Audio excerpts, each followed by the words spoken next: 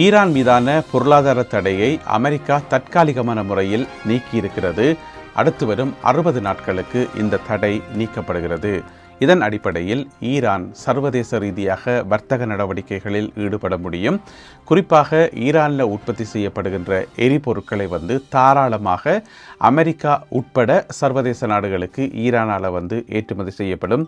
உங்கள் எல்லாருக்குமே தெரியும், கடந்த பல தசாப்தங்களாக ஈரானுக்கு மேலே அமெரிக்கா கடுமையான பொருளாதார தடைகளை விதித்திருந்தது. அதனால் ஈரான் சர்வதேச சந்தையில் சர்வதேச வர்த்தகத்தில் ஈடுபட முடியாமல் இருந்தது. நேரடியாக வெளிப்படையாக ஈடுபட முடியாமல் இருந்தது.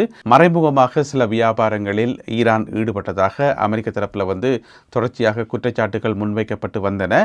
ஆனால் வெளிப்படையாக பகிரங்கமாக ஈரான் எந்த ஒரு வர்த்தக நடவடிக்கையிலும் ஈடுபட முடியாத அளவுக்கு தடை இருந்தது.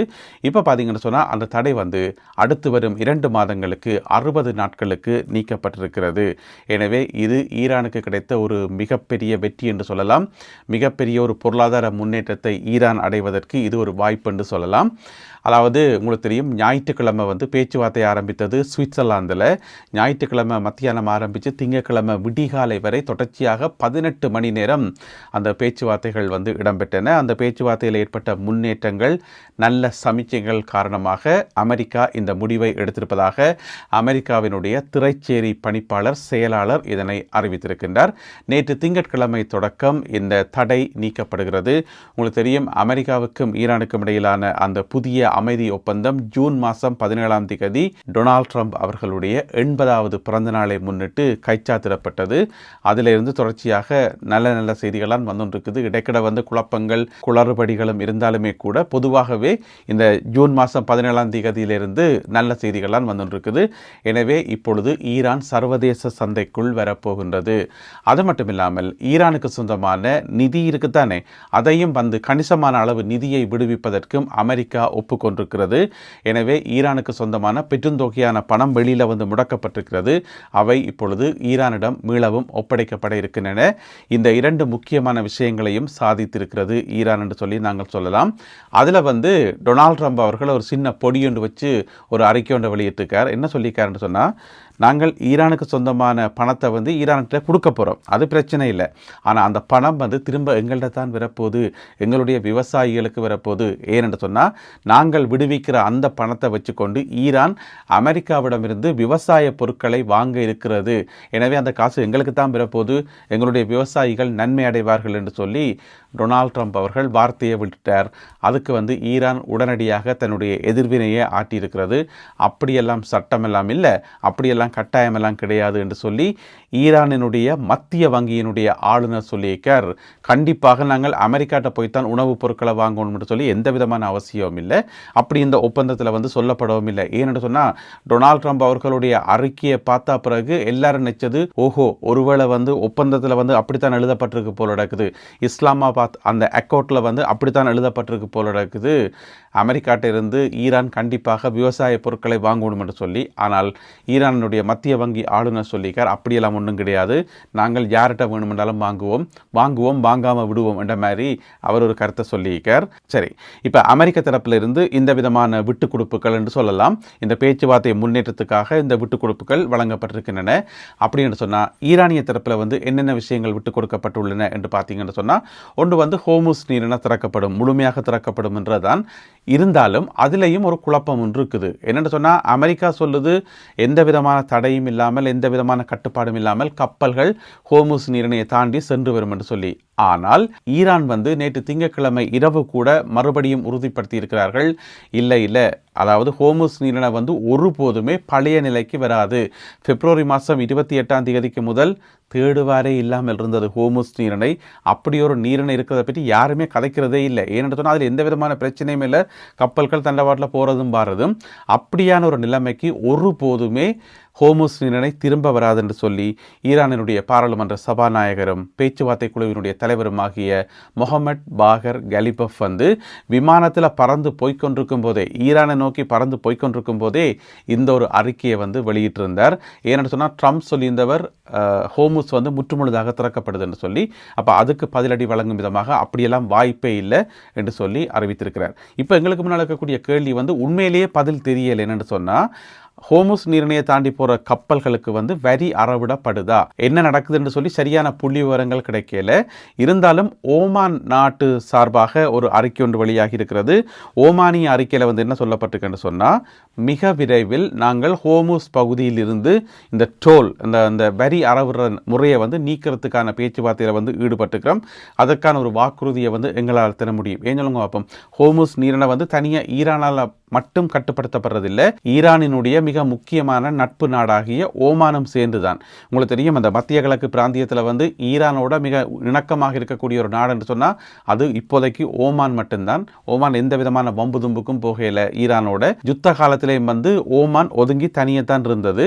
எனவே அப்படிப்பட்ட ஓமான் சொன்னால் ஈரான் கேட்கும், அல்லது ஓமானுக்கும் ஈரானுக்கும் இடையிலான ஒரு அண்டர்ஸ்டாண்டிங் இருக்கும்ன்றது எங்கள் எல்லாருக்குமே தெரியும். எனவே ஓமான் என்ன சொல்லியிருக்குன்னு சொன்னால், மிக விரைவில் ஹோமுஸ் பகுதியில் இந்த டோல்கேட் வந்து அகற்றப்படும், அதற்கு நாங்கள் உத்தரவாதம் என்று சொல்லி அறிவித்திருக்கிறார்கள்.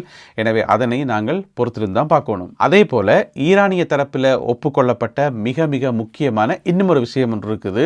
அதுதான் மிக முக்கியமானது. அது என்று சொன்னால், சர்வதேச அணு முகமை அமைப்பு இருக்கிறார்கள் தானே, அதாவது IAEA, அவர்கள் வந்து ஈரானுக்குள்ளே போயிட்டு ஆய்வுகளை மேற்கொள்வதற்கு ஈரான் அனுமதி வழங்கும் என்று சொல்லி இப்போ அறிவிக்கப்பட்டிருக்கிறது. ஈரான் அதனை ஒப்புக்கொண்டிருக்கிறது.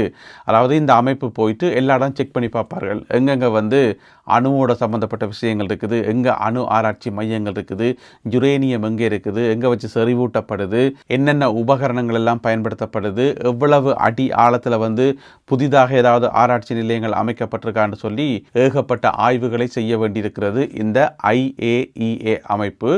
ஈரான் வந்து அதற்கு அனுமதியை கொடுத்திருக்கிறது என்று சொல்லி இப்போ சொல்லப்படுது.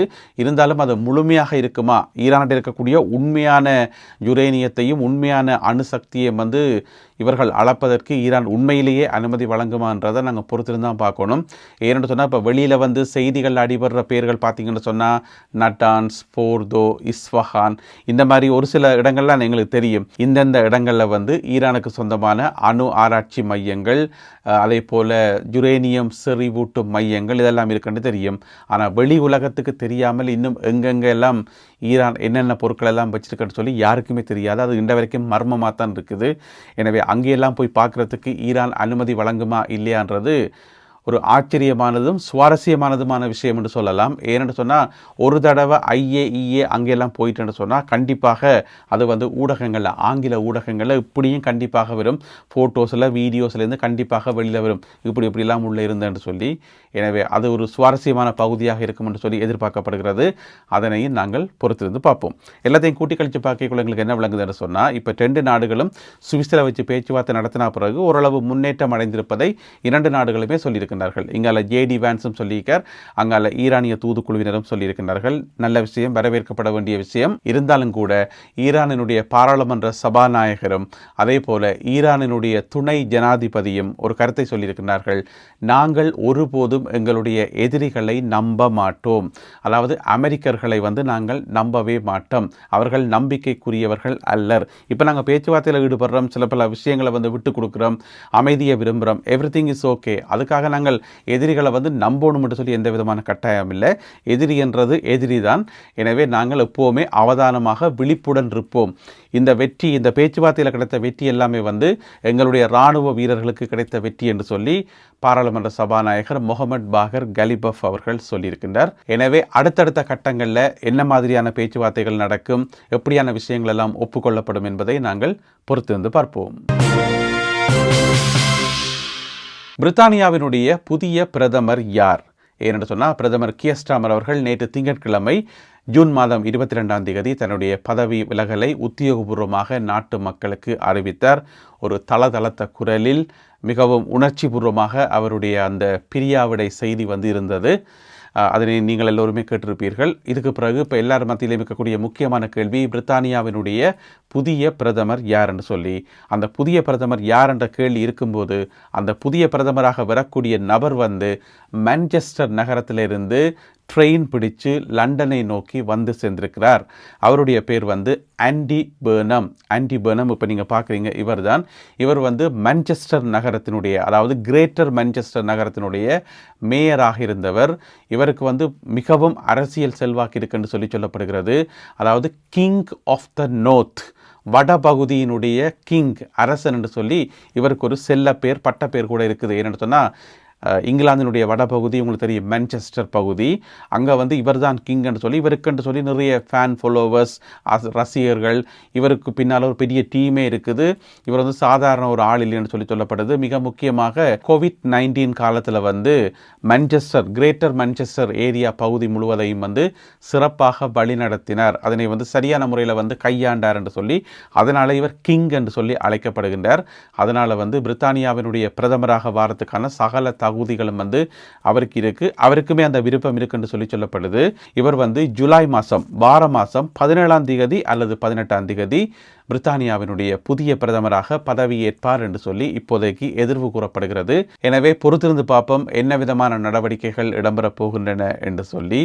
இருந்தாலும் பிரித்தானியா போன்ற ஒரு முக்கியமான நாட்டில் வந்து ஒரு அரசியல் ரீதியான ஒரு இன்ஸ்டெபிலிட்டிஸ், அதாவது ஒரு நிலையற்ற தன்மை இருக்கிறத வந்து பிரித்தானிய மக்கள் கவலையுடன் நோக்குகிறார்கள் என்று சொல்லி பிரித்தானிய ஊடகங்களில் சுட்டிக்காட்டப்பட்டுள்ளது. இந்த காணொலியில் பகிர்ந்து கொள்ளப்பட்ட செய்திகள், தகவல்கள் தொடர்பான உங்களுடைய கருத்துக்கள் என்ன என்பதை மறக்காமல் கீழே எழுதுங்கள். மீண்டும் சந்திப்போம் உறவுகளே. நன்றி, வணக்கம்.